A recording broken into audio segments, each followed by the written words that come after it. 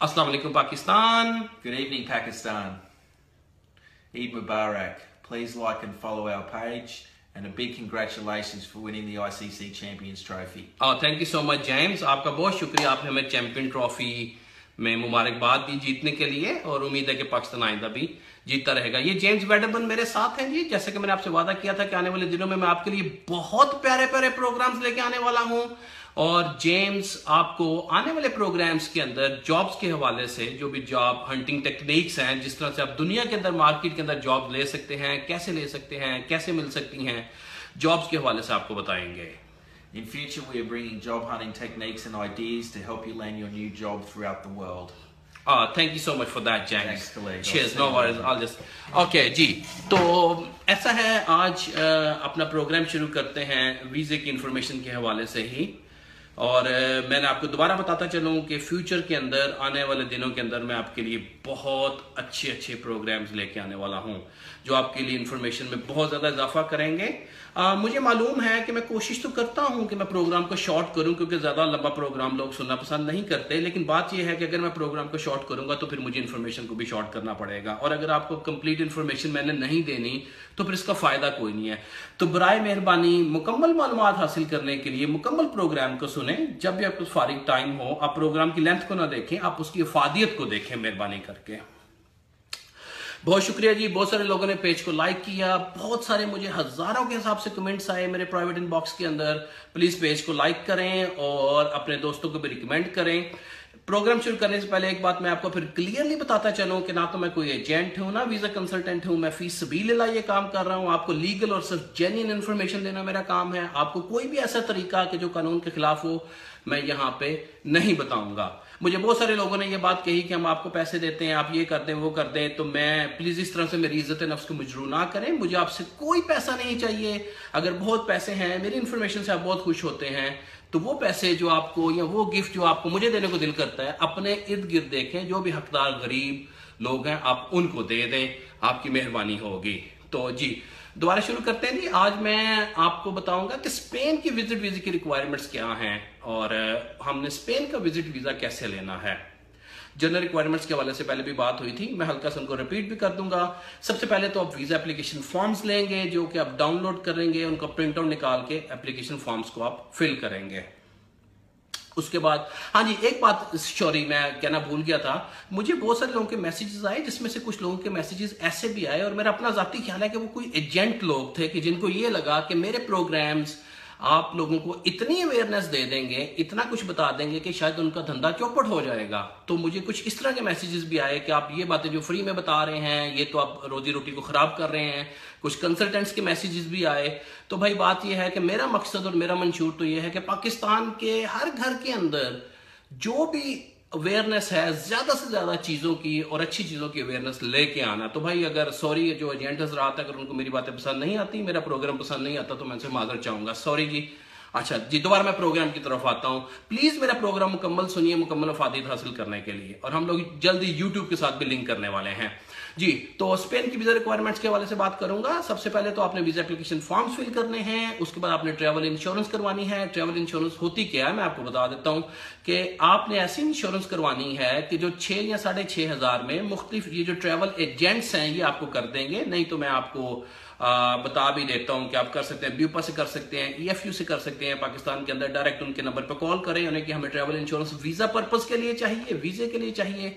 और travel insurance अगर आपको वीजा नहीं लगता तो 10% कटौती के बाद बाकी पैसे आपके वापस हो जाएंगे। तकरीबन 6,500 के करीब आपका टोटल खर्चा आएगा। वीजा लग जाए तो पैसे वापस नहीं होंगे।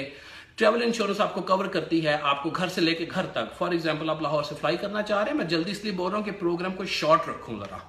फॉर एग्जाम्पल आप लाहौर से निकलते हैं, आपने बार्सिलोना तक जाना है, तो घर से निकल के एयरपोर्ट तक, और एयरपोर्ट से निकल के आपकी फ्लाइट के अंदर से बार्सिलोना के अंदर स्टे आपका, पूरे यूरोप में घूमना फिरना, फिर वापस लाहौर तक पहुंचना, और लाहौर से वापस घर तक पहुंचने को ये चीजें आपकी कवर करेंगी। अब ये क्या क्या चीजें कवर करेंगी उसके अंदर मैं आपको बताता चलूं। एक तो ये कि अगर आपकी फ्लाइट कैंसिल हो जाए, फ्लाइट आपकी डिले हो जाए वेदर की वजह से, फॉर एग्जाम्पल आप एमिरेट्स पे जा रहे हैं, यहाँ से दुबई तक फ्लाइट ठीक चलेगी, आगे वेदर खराब है, फ्लाइट कैंसिल होती है, डिले होती है, तो होटल में या आगे पीछे रहने के जो भी एक्सपेंसेस आएंगे वो सारी आपकी इंश्योरेंस कवर करेगी। और ट्रैवल इंश्योरेंस के बगैर वीजा अप्लाई नहीं कर सकते। और इन केस के अगर कोई और वहां पे आप बीमार हो जाते हैं तो वो भी ट्रैवल इंश्योरेंस ही कवर करती है।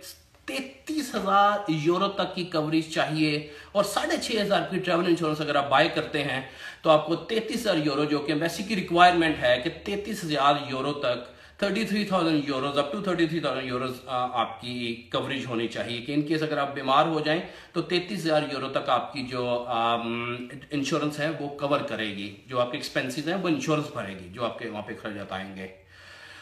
ट्रिप एक्सप्लेनेशन बहुत जरूरी है, इस हवाले से आपको मैं बताता चलूं। ट्रिप एक्सप्लेनेशन से मुराद ये है कि मैं आपको सबसे पहले मिसाल देता हूं कि ट्रिप एक्सप्लेनेशन है क्या। जब भी आपने अपनी एप्लीकेशन बनानी है, फॉर एग्जांपल आप लाहौर में रहते हैं और आपने इस्लामाबाद जाना है, तो इसकी ट्रिप एक्सप्लेनेशन कैसे बनेगी कि आपको मालूम होना चाहिए कि आप लाहौर से किस दिन कौन सी बस पे, कि आप डाइवो पे बैठेंगे, अपनी गाड़ी पे बैठेंगे, आप एयरलाइन पे बैठेंगे, जहाज पे बैठेंगे, आपने लाहौर से कब चलना है, इस्लामाबाद आपने कब लैंड करना है, कब पहुंचना है, उसके बाद आपने कितनी तारीख को किस दिन कितने बजे, फॉर एग्जांपल आपने 10 बजे इस्लामाबाद पहुंचना है, तो आपको पता होना चाहिए कि उस दिन मैं चूंकि थका हुआ होऊंगा, ये आपने होटल में चले जाना है, कौन से होटल पे जाना है, वहां पे जाके आपने सोना है, अगले दिन सुबह जब आपने उठना है तो क्या करना है। फॉर एग्जाम्पल आप कह सकते हैं जी अगले दिन सुबह मैं उठूंगा, तो एक प्लान होना चाहिए कि मैंने इस दिन ये काम करना है, मैंने अगले दिन सुबह उठ के मॉन्यूमेंट देखना है, उसके बाद फिर मैंने फलां होटल में वापस चले जाना, उससे अगले दिन मेरा प्रोग्राम शक्करपड़ियां देखने का है, उससे अगले दिन मेरा प्रोग्राम पीस हवा का है, उससे अगले दिन मैंने जासमीन और रोज गार्डन और वट एवर जो भी देखना है। कहने का मतलब ये है कि मालूम होना चाहिए कि आप किस वजह से जा रहे हैं और आपने वहां पे क्या क्या चीजें देखनी है। तो वीजा ऑफिसर इस चीज को बहुत लाइक करता है कि आपको पता हो कि आप कब कौन सी एयरलाइन से फ्लाई कर रहे हैं, आपने कब उतरना है वहां पे, बार्सिलोना कब आप लैंड करेंगे, बार्सिलोना स्पेन के शहर का नाम है, वहां पे लैंड करने के बाद आप कौन से होटल में जाएंगे और उस होटल का नाम लिखा होना चाहिए, और उसके बाद आपने उस होटल में ठहरने के बाद आपने आगे अगले दिन कौन कौन सी जगह देखनी है। फॉर एग्जांपल जो भी टूरिस्ट प्लेसेस हैं बार्सिलोना के अंदर, जिसके अंदर आप कह सकते हैं ला रैम्बला है और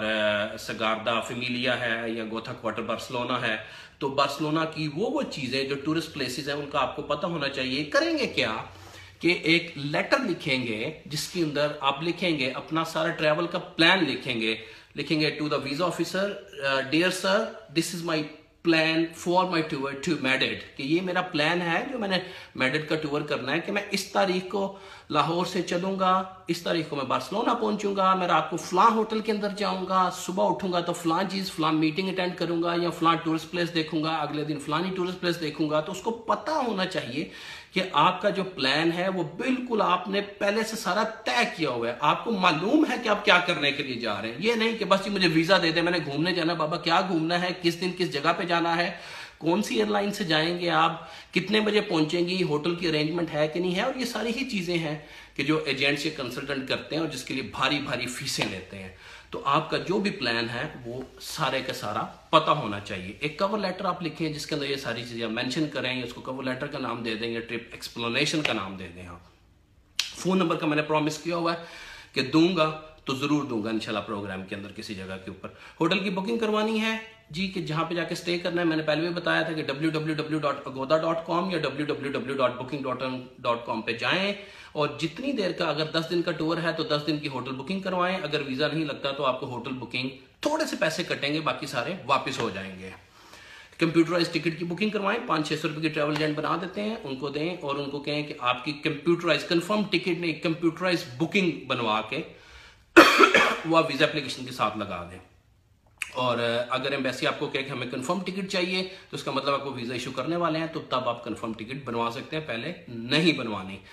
अब बैंक स्टेटमेंट होनी बड़ी जरूरी है। ये बड़ा क्वेश्चन है कि कितनी देर की बैंक स्टेटमेंट हो और क्या हो जी। 3 महीने से 6 महीने तक की बैंक स्टेटमेंट होना जरूरी है। 10 दिन का टूर मिसाल के तौर पर करना चाह रहे हैं, 10 दिन यूरोप, तो मैं ये समझता हूं कि 100 यूरो अगर आपके पास जेब में मौजूद है एक दिन के लिए, तो कहने का मतलब ये है कि 1000 यूरो 10 दिन के लिए आपके पास होने जेब में जरूरी हैं।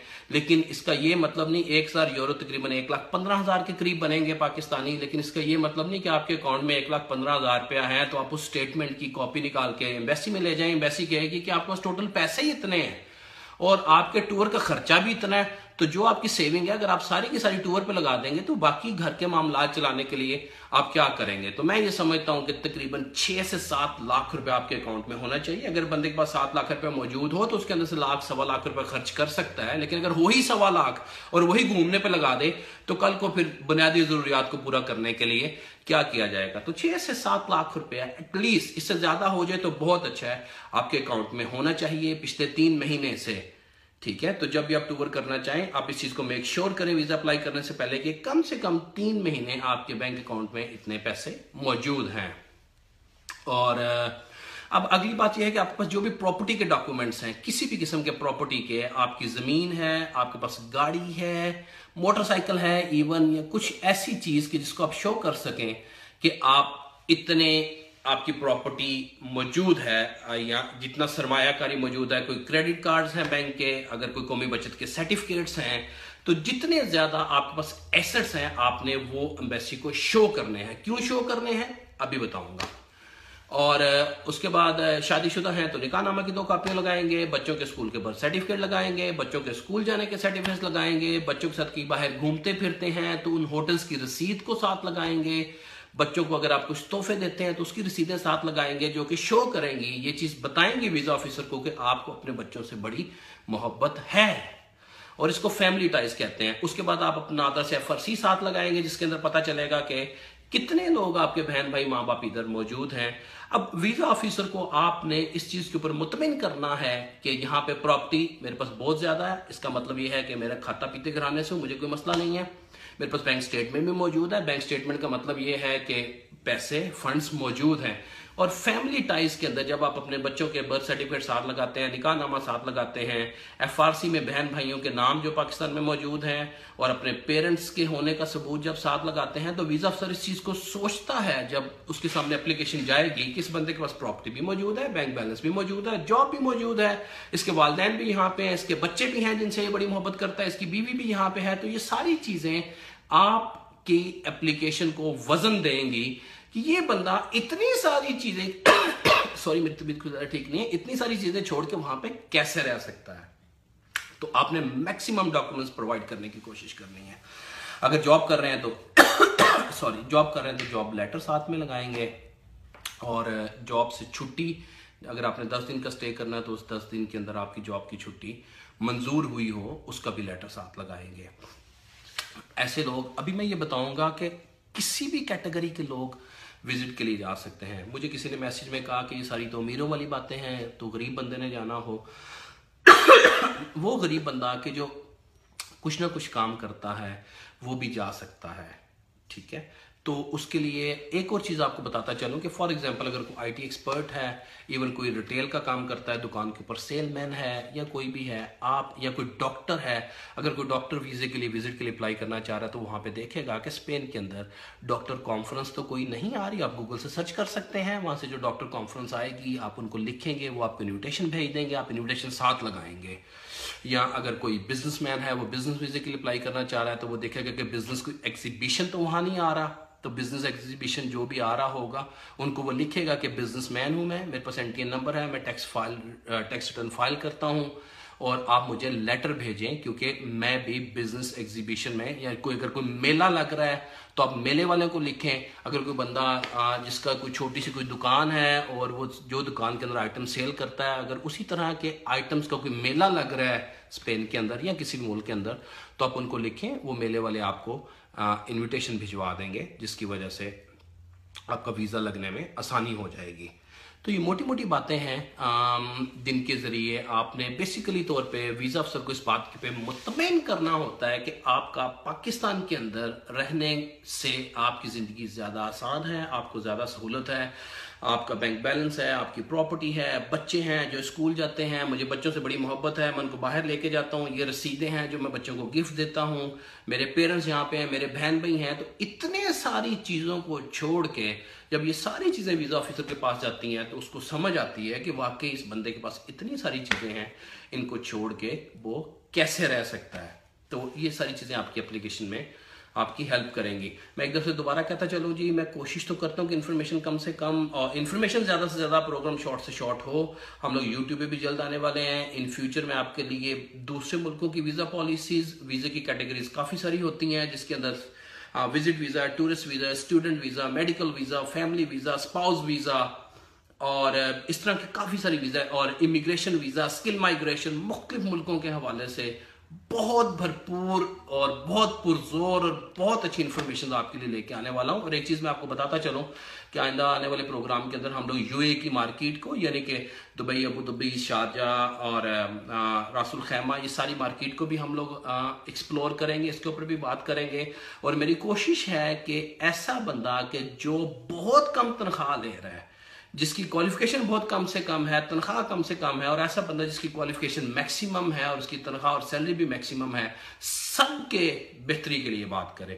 आपका कोई भी क्वेश्चन रह जाए जी, प्लीज़ मेरा नंबर लिख लें आप, और जो भी क्यूरी आएगी इंशाल्लाह ताला मैं उसको विद इन 24 to 48 आवर जवाब देने की कोशिश करूंगा। अगर इससे मजीद डिले हो जाए, क्योंकि मैसेज हज़ारों के हिसाब से आते हैं, मेरे प्राइवेट इनबॉक्स में थाउजेंड्स ऑफ मैसेज आए, अगर थोड़ा डिले हो जाए तो मेरी एडवांस में माजरत कबूल कीजिएगा।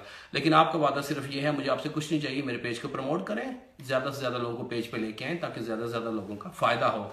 मेरा नंबर जी लिख लें आप, ऑस्ट्रेलिया में मैं रहता हूँ, खालिद मेरा नाम है, और मेरा नंबर है 00614359000683, और व्हाट्सएप और वाइबर के ऊपर ये नंबर चलता है। थैंक यू सो मच जी, और मजीद जो भी आपके सवाल हों आप बराए मेहरबानी मुझसे पूछ सकते हैं। अस्सलाम वालेकुम, ईद मुबारक सबको।